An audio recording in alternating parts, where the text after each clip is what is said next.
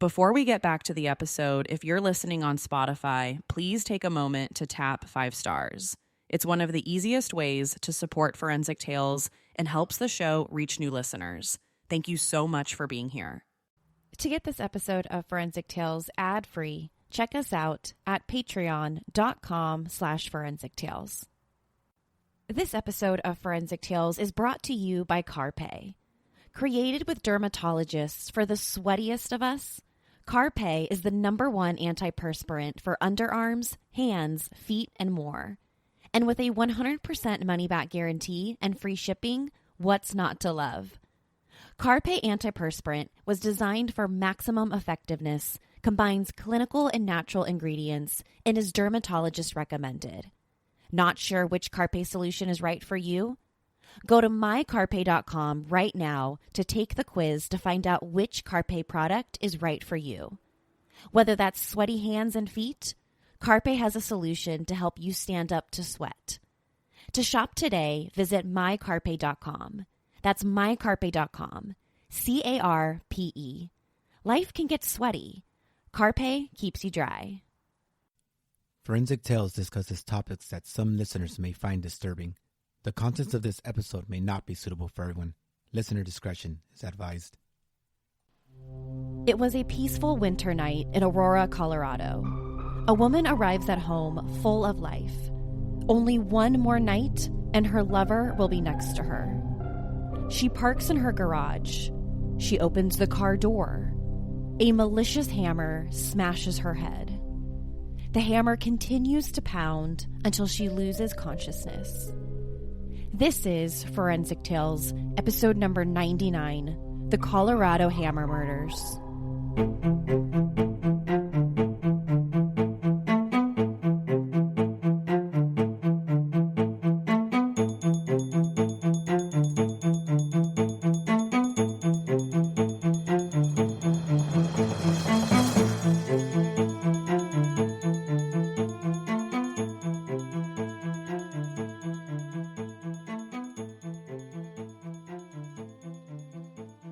Welcome to Forensic Tales. I'm your host, Courtney Fretwell Areola.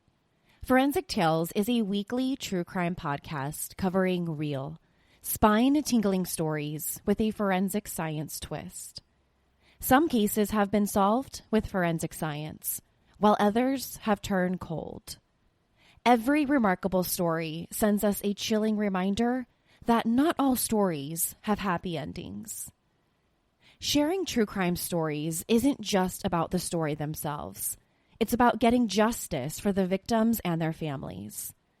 True crime helps hold criminals accountable so they can't continue to cause us harm. This show serves as a megaphone to expose the heinous acts of sadistic individuals.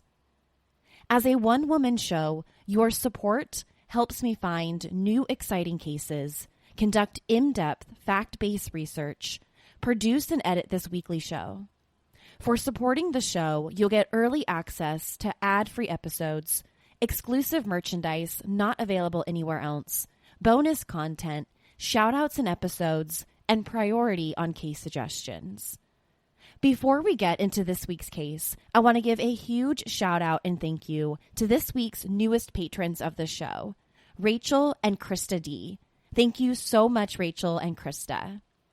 To learn more about supporting Forensic Tales, consider visiting our Patreon page at patreon.com/Forensic Tales, or by simply clicking the support link in the show notes. You can also help support the show by leaving us a positive rating with a review. Now, let's jump right into this week's case.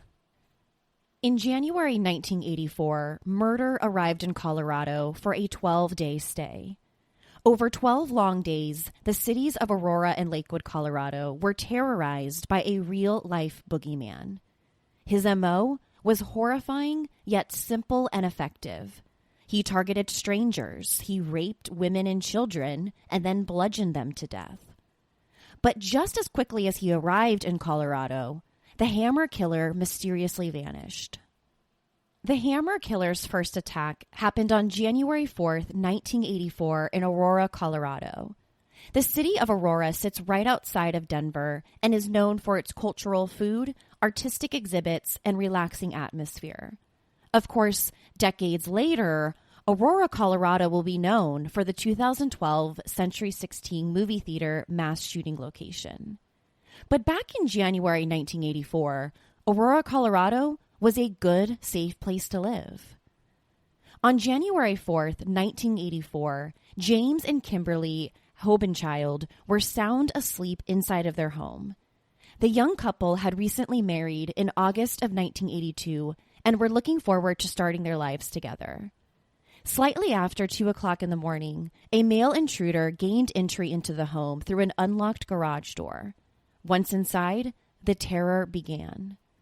The intruder entered the couple's master bedroom and began bludgeoning James and Kimberly with a hammer as they lay asleep in bed.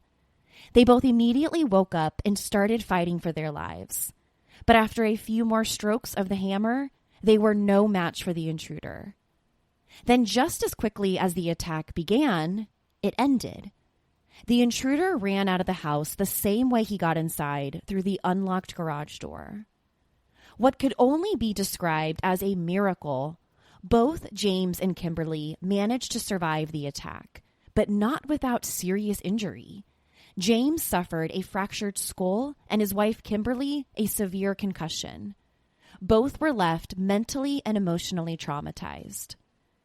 The couple immediately called the Aurora Police Department to report what happened, but they couldn't provide the police with many details about what the attacker looked like.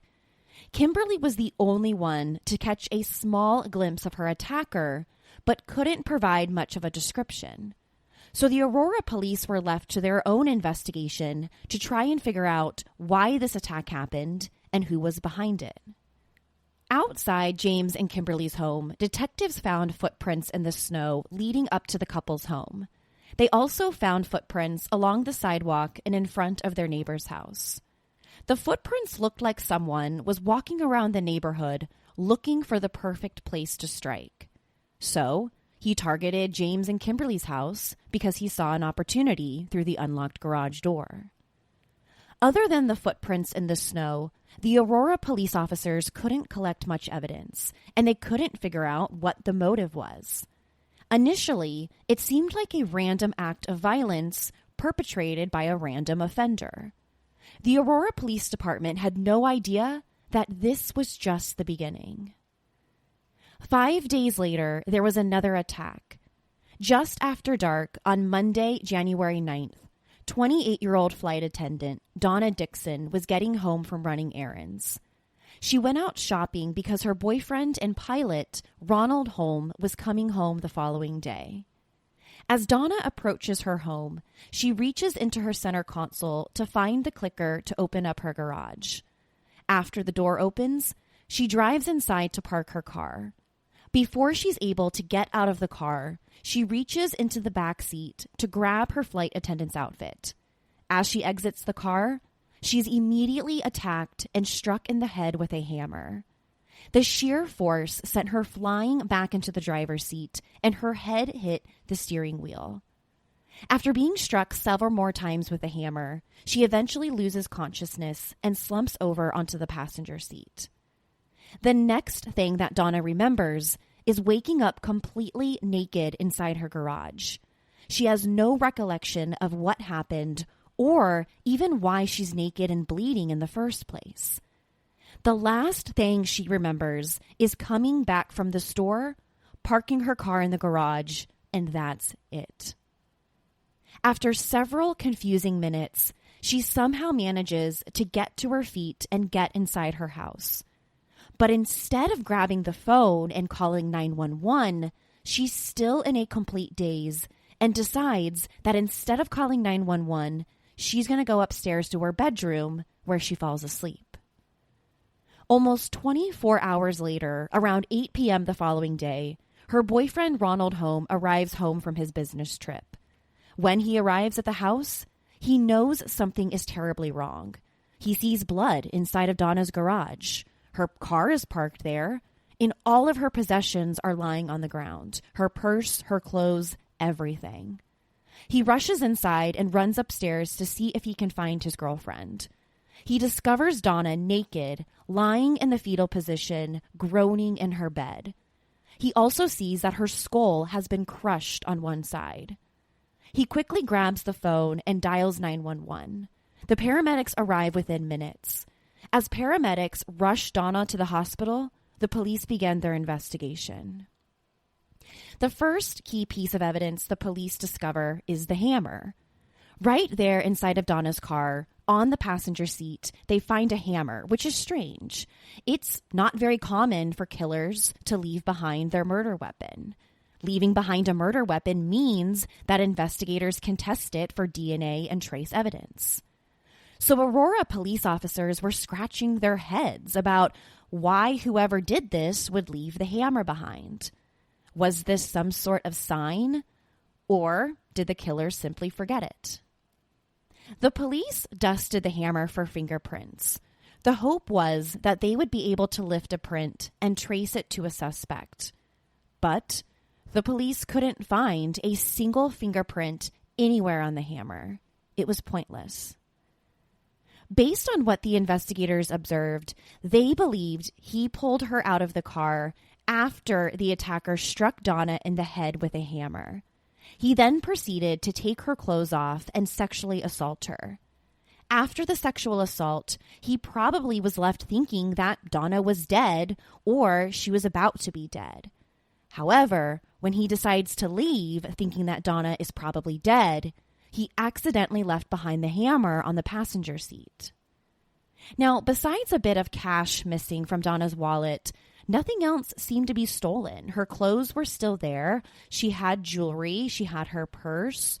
So because the intruder only stole a little bit of cash, the motive in this case didn't appear to be a robbery. Instead, the motive appeared to be far more sinister. After several extensive surgeries, Donna survived the attack.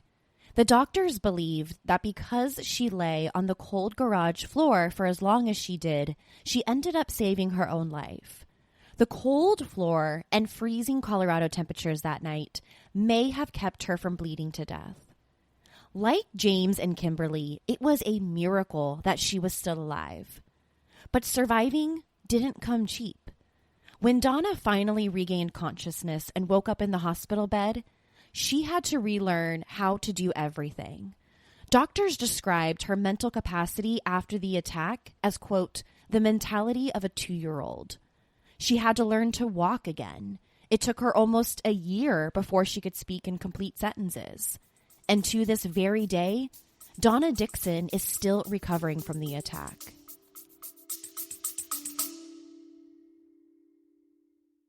Hi, this is Ross, the host of Smells Like Humans, a show about interesting and quirky human behavior. We bring humor, empathy, and warmth to topics such as relationships, dating, work, self-compassion, weddings, phobias, aging parents, travel mishaps, death, and many more. Ever wonder what happens at a cuddle party? We talk about it. Free-range kids in restaurants? We've got some thoughts. Bedtime stories for adults? We're on it. Light, fun, unscripted conversation and personal stories. Please join us by clicking the link in the show notes.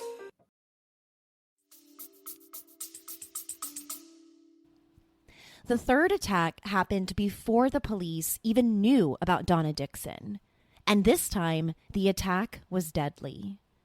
About 25 miles away from Donna's house, 55-year-old Patricia Louise Smith was being attacked by a stranger with a hammer. Earlier that day, Patricia dropped off her daughter at work and her grandkids at school, like she did every day. But an alarm bell rang in Patricia's daughter's head when she failed to pick them up later that day. This was entirely out of character for Patricia. She always picked them up and was always on time. Patricia's daughter got a ride home from a coworker and then swung by the school to pick up her kids. After that, her coworker drove her to her mom's house. When they got to the house, the first thing they noticed was that Patricia's car was in the driveway and that the television inside the home was turned on. Weird. If Patricia is home, why didn't she pick up her daughter and grandkids? Once Patricia's daughter and grandkids got inside of the house, they were faced with a scene straight out of a horror movie. On the floor next to the couch, they discovered Patricia's posed body, dead. Patricia's body was laid out on the floor with her arms crossed over her chest, like someone in a coffin. She was lying on top of a neatly folded Winnie the Pooh blanket that partially covered her face. Although she was still wearing her boots and shirt, her pants had been pulled down, indicating that she had been sexually assaulted, just like Donna Dixon. Next to her body, the police found the murder weapon, a hammer. The police determined Patricia was murdered sometime between 1 and 3 o'clock p.m. based on the forensic evidence. Patricia stopped by a local Wendy's to grab lunch on the way home that afternoon. Because the police didn't find any signs of a forced entry into the home, they thought that the killer probably got inside into the house through an unlocked door, maybe the garage. Like the earlier attacks, robbery didn't seem to be the motive. The only thing missing was a couple of jewelry pieces that Patricia wore. Other than that, the house was left entirely untouched. There was a good amount of money found inside of her wallet. So again, the motive seemed to be far more sinister than just simple robbery. At this point, it was clear to the Colorado police that all 3 crimes were connected and likely committed by the same perpetrator. The intruder attacked all the victims with a hammer and left the hammer at the crime scene. In 2 of the incidents, the female victim was sexually assaulted, and the offender fled the area without leaving behind any DNA or fingerprints. He executed his attacks quickly and randomly. To the police, it didn't seem like he was stopping anytime soon. By the 4th attack, the hammer killer was getting more violent. A little over 25 miles away from Patricia Smith's house lived the Bennett family in Aurora.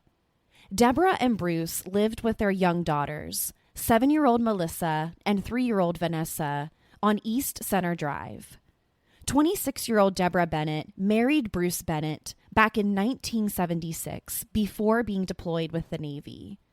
Both Deborah and Bruce made ends meet by working in a family-owned furniture shop right there in Aurora. Bruce was also busy taking classes at the local community college with dreams of working as an air traffic controller. The Bennett family was new to the area, and by 1984, they had settled into their new home. It was supposed to be the perfect home and perfect community to raise 2 young daughters. On Sunday, January 15th, friends and family gathered at the Bennett's house to celebrate Melissa's birthday, who was turning 8 years old in just 2 days. The last person at the party left the Bennett's house right before 9 p.m. that night. That was the last time anyone saw the entire family alive again. Sometime before 9 p.m., when the last person left the party, an intruder entered the Bennett's home, likely through an unlocked garage door. Shortly after entering, Bruce woke up and was confused and confronted with a stranger standing in the middle of the bedroom. He immediately got up and started fighting back. The intruder pulled out a hammer during the struggle and repeatedly struck Bruce over the head with it. Badly beaten, Bruce continued to try and fight the attacker off. Then, the intruder went downstairs into the kitchen and grabbed a butcher knife. He knew that Bruce wasn't going to go down with just a hammer. The intruder took the butcher knife and repeatedly stabbed Bruce.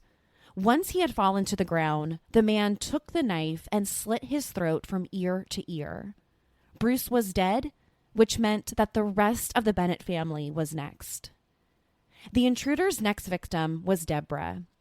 It's not clear whether Deborah became involved sometime during the struggle with Bruce, but at some point, the intruder began repeatedly striking Deborah with the hammer until she too succumbed to her injuries and collapsed on the floor. Once incapacitated, the intruder sexually assaulted her as she lay on the floor bleeding out. Next were the 2 young girls. Sometime after Bruce and Deborah were likely dead, the man entered Melissa's bedroom.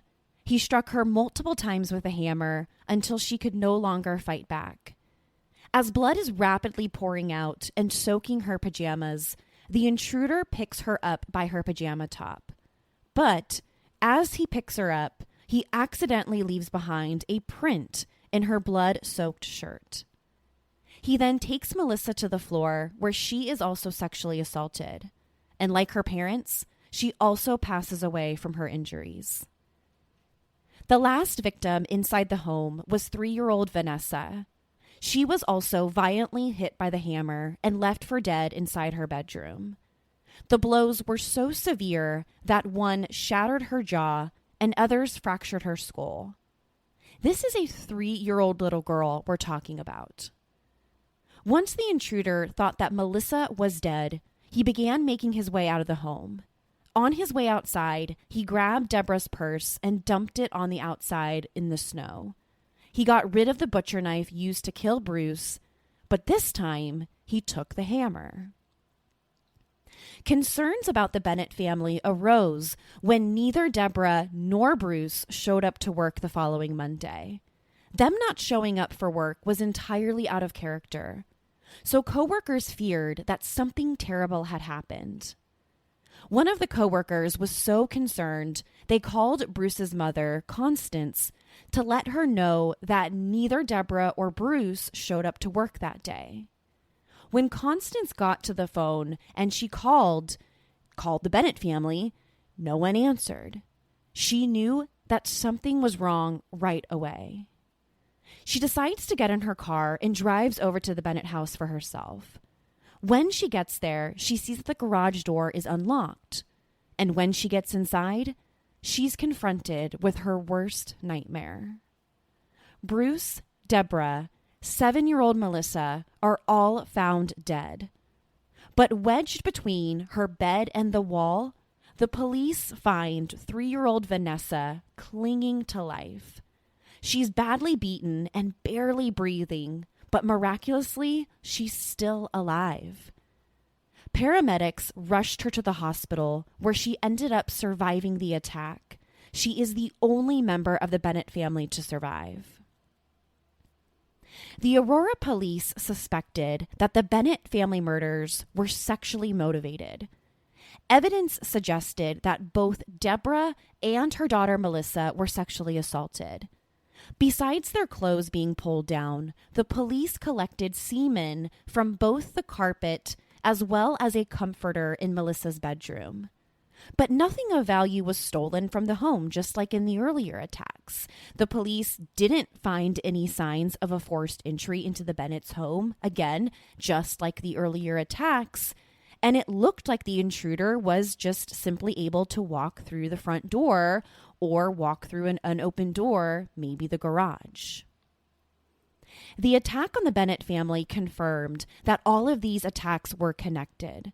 The police could link these crimes after discovering those footprints found in the Bennett's backyard, finding that they matched footprints found in Donna Dixon's garage.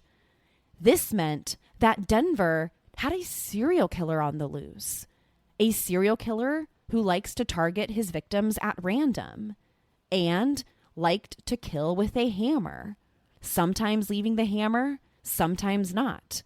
Sometimes sexually assaulting them, sometimes not. After the Bennett family murders, the residents of Aurora were terrified. People began installing additional locks on their doors and setting up security systems because no one knew when or where he would strike again. But just as quickly as the attack started, they stopped. This episode of Forensic Tales is sponsored by Wild Gallery. With the holidays coming up, art can make for the perfect gift. Wild Gallery is an Austin, Texas-based gallery that showcases and sells art created by Native American artists. With multiple price points, you'll be sure to find a piece of art that is perfect for you. My favorite piece on the site right now is Brian Wetula's Candy-Covered Teepees No. 2. A beautiful piece that depicts colorful teepees. You don't have to live in Austin, Texas to shop. That's because Wild Gallery ships art throughout the U.S., which means that you can buy directly off the website. To shop today, visit wild.gallery. That's wild, W-Y-L-D.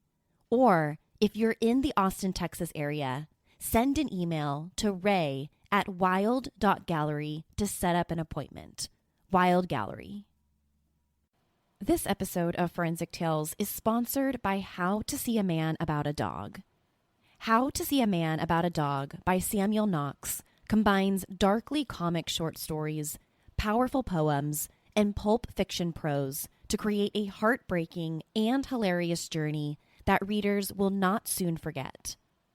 Written over 11 years, this work is an emotional tour de force that searches for light in the darkest corners of modern life.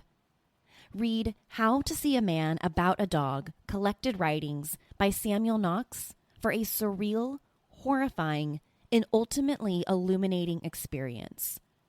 The ebook is available right now on Kindle and Kindle Unlimited. You can also snag a print on Amazon, the Book Depository, and more. How to See a Man About a Dog by Samuel Knox. Get your dose of surreal prose and poetry with this dark comedy collection. 12 days after the Hammer killings began, they abruptly ended. After murdering the Bennett family, the killer seemed to move on, or at least moved out of the Denver area. After the Bennetts, the killings completely stopped. People began wondering, was the killer dead? Was he arrested on some other criminal charges? Or was he simply waiting for the right time to strike again? In the days, weeks, and eventually months following the murders, the police received very few leads in the investigation. Investigators also had very little forensic evidence to go on. Besides some footprints found in the snow, they only had a small DNA sample that they got through semen found inside the Bennett's home. But when they ran the semen sample, the DNA sample, through CODIS, our national DNA database, it didn't match any known offender. So it was basically a useless DNA profile at this point. As the leads and tips came in, they were exhausted. And then eventually, the leads dried up altogether, and the 1984 Colorado Hammer murders became a cold case. Over the years, investigators kept working on the case and hoping that a suspect would be identified someday. The biggest piece of evidence they had was the unknown DNA sample from the Bennett's home. But without a match, they had no idea who the DNA profile belonged to or who their suspect was. It wasn't until 2002 that investigators moved the needle in the case. Almost 2 decades after the killing spree began, Arapahoe County prosecutors filed what is called a John Doe arrest warrant against the person responsible for the murders based on the DNA profile. A John Doe arrest warrant can be an incredibly helpful tool in cold case investigations. When prosecutors have a DNA profile but no CODIS hit, they can file a John Doe complaint to initiate prosecution and basically ask the court to issue an arrest warrant. Once the court issues the arrest warrant, this will then toll the statute of limitations and allow the investigators to continue investigating the case and not have to worry about the statute of limitations running out. Now, there is no statute of limitations on murder in the U.S. You can be arrested and charged with murder years and decades after the crime.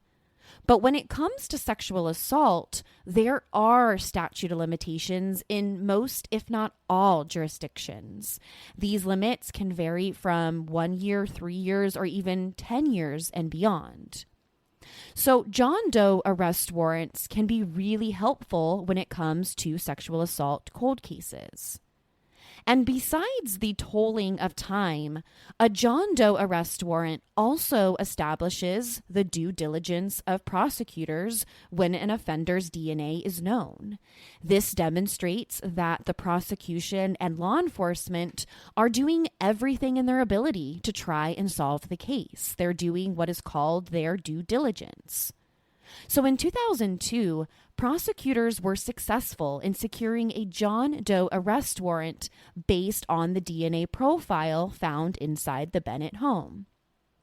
Even though there wasn't a CODIS hit then, that doesn't mean they were out of luck. Because as soon as CODIS got a hit, the prosecutors would already have an arrest warrant waiting for that individual. Even though the John Doe arrest warrant seemed to spark some life in the case, it didn't generate any new leads or suspects. It would be another 8 years before the case came back in the public eye. By 2018, there had been a considerable advancement in DNA profiling and genetic genealogy. After the arrest of Joseph James DeAngelo, law enforcement agencies across the country were turning to genetic genealogy to try to solve their cold cases. Like I've mentioned before on the show, genetic genealogy is one of my favorite forensic techniques, if not my absolute favorite. Cold case investigators can take an unknown DNA profile and run in the sample through genetic databases with genetic genealogy. Then, using websites like GEDmatch or 23andMe, investigators can compare the sample against other known samples to generate a familial hit, or a hit to a sample that belongs to someone in the offender's family. So although we don't know who a DNA sample belongs to, our suspect, we can compare it to other DNA samples in a database and find potential relatives of that person. Once we have a relative like a grandma or a cousin, we can use basic genealogy to create a potential suspect list. So by 2018, all of these years later, police departments everywhere were using this method, including Colorado cold case investigators who were working the Hammer murders. But this method isn't easy. It can take years for forensic genealogists to identify family members. And then, once family members are identified, it can take several more years to create a list of potential suspects. So genetic genealogy is not an overnight process, or at least not in most cases. But this method seemed to pay off for Colorado investigators, because by the summer of that year, 2018, they got a big break in the Hammer case. On August 7th, 2018, investigators announced a big break in the case and that the police were holding a press conference at 10 a.m. on Friday, August 10th. At the press conference, Colorado police informed the public that law enforcement in Nevada was retroactively swabbing and entering current inmates' DNA into CODIS. Even inmates who had been incarcerated for years were getting swabbed and had their DNA uploaded to CODIS. It was Nevada's big push to get all of their state's inmates into the system who may have fallen through the cracks over the years. So as Nevada authorities are swabbing inmates and entering their DNA profiles into CODIS, our national DNA database, they get a hit with one of their inmates. And that hit makes them pick up the phone and immediately call the Colorado Bureau of Investigation. One of Nevada's inmates who was swabbed as a part of this project was a guy by the name of Alex Christopher Ewing. Alex Ewing was serving a 40-year attempted murder sentence after beating a couple nearly to death with an axe in August of 1984, merely months after the Colorado Hammer murders. Yet, even though he was arrested and convicted in Nevada, his DNA was never entered into CODIS until this project, until 2018. So when investigators uploaded his DNA profile into the system, they were alerted about this John Doe arrest warrant. Ewing's DNA was a perfect match to the DNA left inside of the Bennett's home. And without a doubt, this meant that Alex Christopher Ewing was, in fact, the Colorado Hammer Killer. On August 13th, 2018, Ewing was charged in Jefferson County District Court with murder and sexual assault in the Patricia Smith case. He was then subsequently charged with 18 more criminal counts, including murder, attempted murder, and the sexual assault in the death of Bruce and Deborah Bennett and their 7-year-old daughter, Melissa Bennett. He was also charged with attempted murder for trying to kill then 3-year-old Vanessa, who did survive the attack. In August 2021, Ewing was extradited to Colorado to stand trial in Arapahoe County. The man responsible for the Colorado Hammer murders was finally facing justice nearly 37 years later. The prosecution's nail in the coffin at trial was the forensic evidence, the DNA sample collected inside the Bennett's home. The prosecution told the jury that without a doubt, the semen collected on the Bennett's carpet and on Melissa's comforter was a perfect 100% match to Alex Christopher Ewing. After several days of emotional testimony, a Colorado jury found Ewing guilty of murder and he was sentenced to life in prison. It was an incredibly emotional moment for the victims as well as the community, almost 40 years in the making. Because of this guilty verdict, Alex Christopher Ewing will likely spend the rest of his life behind bars. Ever since the Colorado Hammer Killer was identified, criminal profilers and forensic psychologists have tried to explain how and why someone decides to commit random violent crimes. One of the profilers to study Alex Ewing was Ronald Walker, an FBI supervisory special agent. According to Ronald Walker, the Hammer Killer wasn't some criminal mastermind. Instead, he was just an average burglar who eventually evolved into becoming a murderer. Long before Ewing graduated to murder, he was a simple burglar. He preyed in certain neighborhoods, saw an opportunity, either an open door or an open window, and then simply seized the moment. It was just as simple as that. If he tried a door and it was locked, he would just move on to the next house. He didn't make methodical decisions or rational choices. He was simply picking houses and victims at random, simply based on opportunity and availability. FBI agent Ronald Walker describes this behavior as juvenile. He walked down the street and jiggled front doorknobs to get inside people's homes. That's it. Then once he became bored of committing simple burglaries, he went on to kill some of his victims and then sexually assault them. But again, nothing about Ewing, nothing about what he did was sophisticated. The weapon he chose says a lot about this type of offender. An unsophisticated criminal can't afford to purchase a gun.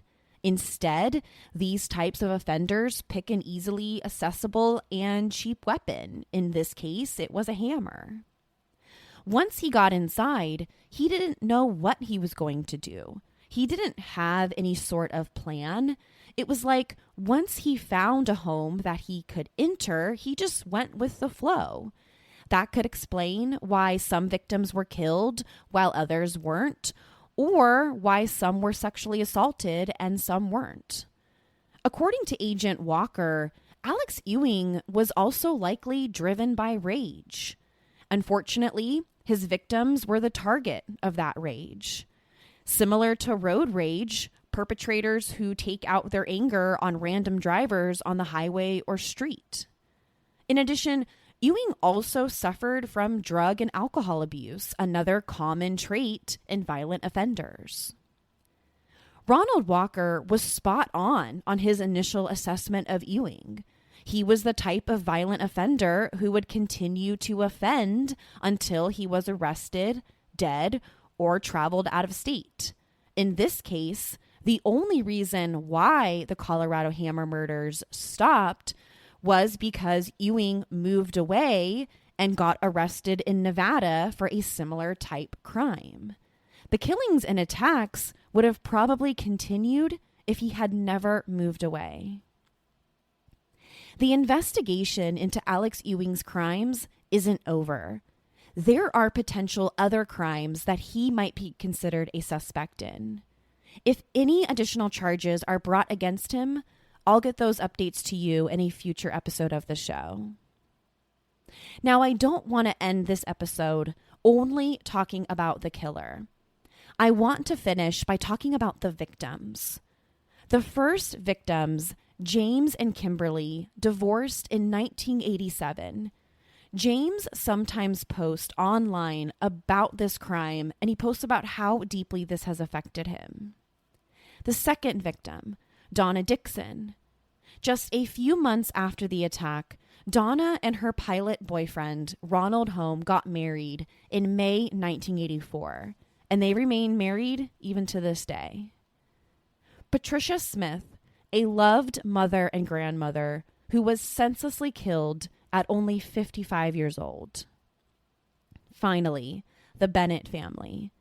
The only member of the Bennett family to survive that day was the youngest daughter, who was only 3 years old at the time. Although she survived the attack, she was left with permanent disabilities and injuries. Plus, she now has to live with the fact that someone brutally murdered her entire family. The 1984 Colorado Hammer murders has encouraged many states to improve their DNA collection process and participate in CODIS. If every state improves its DNA collection laws and practices and actively participates in CODIS, there's the potential to uncover many more suspects in other cold cases. These practices can also bring justice to crime victims quicker.